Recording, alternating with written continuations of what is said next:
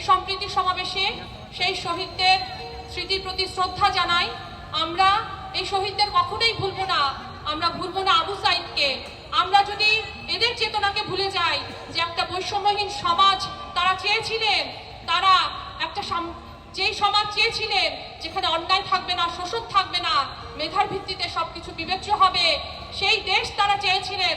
ফলে আজকে আমাদের এই নতুন দেশ গড়ার কারিগর যারা তাদের আত্মাহুতির মধ্য দিয়ে আজকে এই বিজয় আমাদের অর্জিত হলো, আমরা সব সময় আমাদের হৃদয়ে তাদেরকে ধারণ করতে চাই।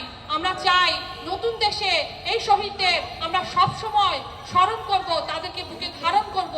আমরা বলতে চাই, গতকাল জাতীয় সংসদ ভবনের সামনে ছাত্ররা যেভাবে মোমবাতি প্রজ্বলন করে এই শহীদদের শ্রদ্ধা জানিয়েছেন, স্মরণ করেছেন, আমরা মনে করি এটাই হচ্ছে আমাদের দেশের স্পিরিট।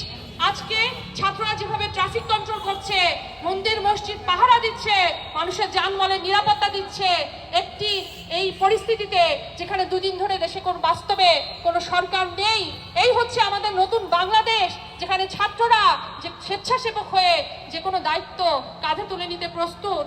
আমরা ছাত্র জনতার সেই সংগ্রামী ভূমিকাকে সালাম জানাই এবং আমরা মনে করি এই বিজয় আমাদের কাঙ্ক্ষিত লক্ষ্যে নিশ্চয়ই পৌঁছাবে।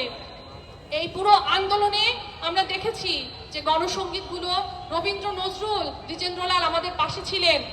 ফলে আমাদের অতি পরিচিত গান, অতি প্রিয় গান, যে গান গেয়ে আমাদের শহীদদের আমরা শ্রদ্ধা জানিয়েছিলাম, যে গান গিয়ে এদেশের তরুণরা নতুন করে দেশকে ভালোবাসার যে বোধ, সেই বোধকে ফিরে পেয়েছে। আমরা চাই সেই গানটি করতে এবং আমরা প্রত্যাশা করছি আপনারা সবাই সেই গানে গলা মেলাবেন।